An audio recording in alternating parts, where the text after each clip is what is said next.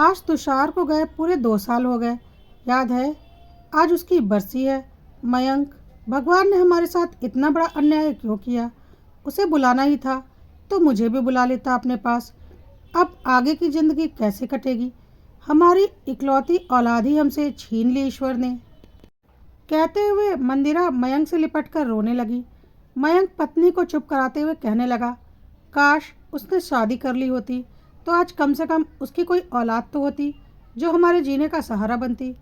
मंदिरा ने बोला, हाँ, लेकिन उसे और हमें कहाँ पता था कि ईश्वर उसके साथ ऐसा अन्याय करेंगे।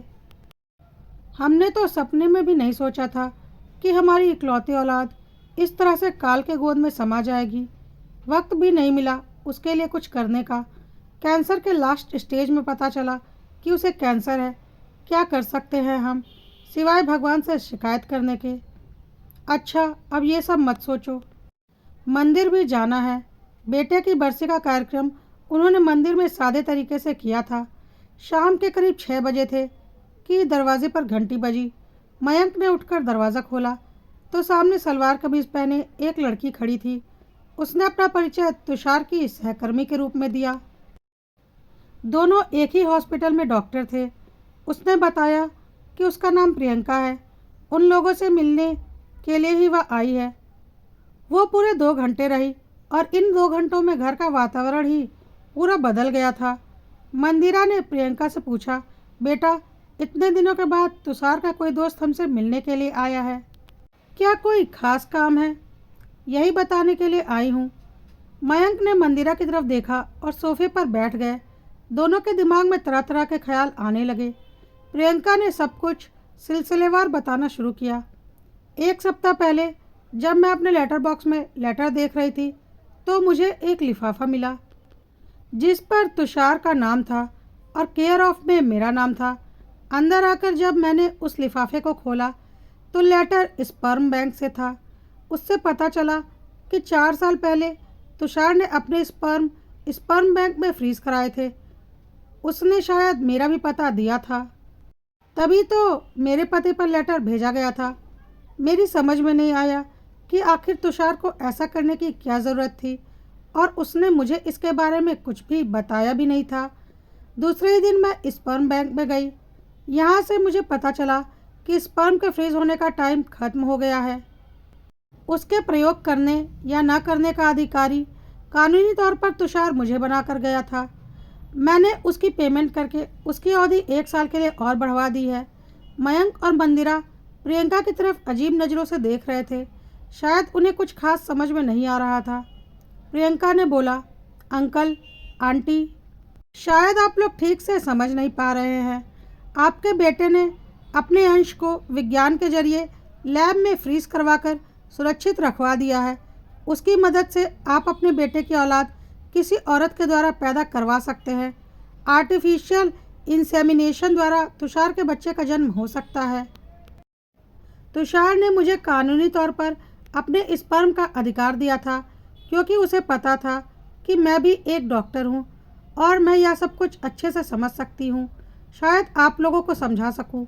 मयंक और मंदिरा ने यह सब बात सुनकर बोला, लेकिन तुषार को तो कैंसर होने के बाद 3 महीने का वक्त भी नहीं मिला और वह इस दुनिया से चला गया, तो उसने 4 साल पहले ही अपने स्पर्म फ्रीज कैसे करा दिए? क्या उसे पहले से पता था? प्रियंका ने बोला, जी हाँ, उसे 4 साल पहले ही पता चल चुका था कि उसे कैंसर है और डॉक्टर होने की वजह से शायद उसे पता था कि अब उसका बचना संभव नहीं है। लेकिन वह आप लोगों को बताकर दुखी नहीं करना चाहता था, इसलिए उसने आप लोगों को बिल्कुल आखिरी वक्त पर बताया। उसे पता था कि उसके अलावा आप लोगों का कोई सहारा नहीं। शायद यही सोचकर उसने अपने स्पर्म फ्रीज कराए होंगे। उसे यह भी पता था कि उसके जीवन का तो कोई भरोसा नहीं, तो वह क्यों शादी करके किसी औरत की ज़िंदगी खराब करता। बहुत समझदार था आपका बेटा।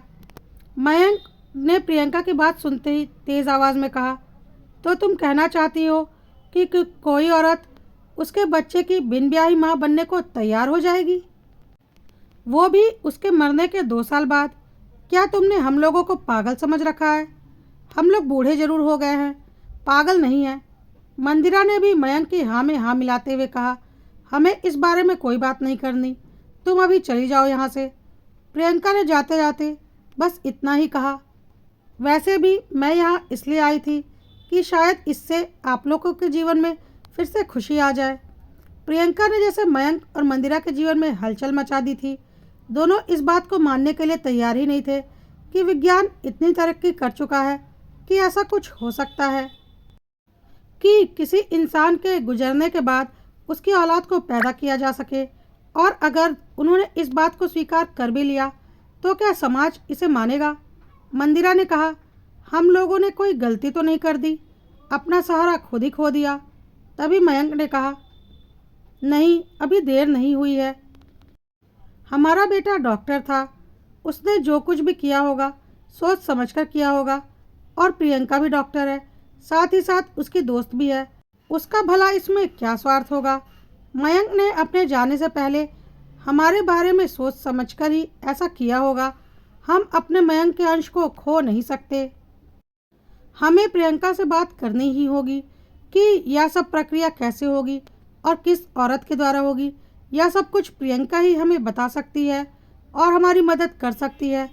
समाज का क्या है, उसे जो बोलना है बोलने दो।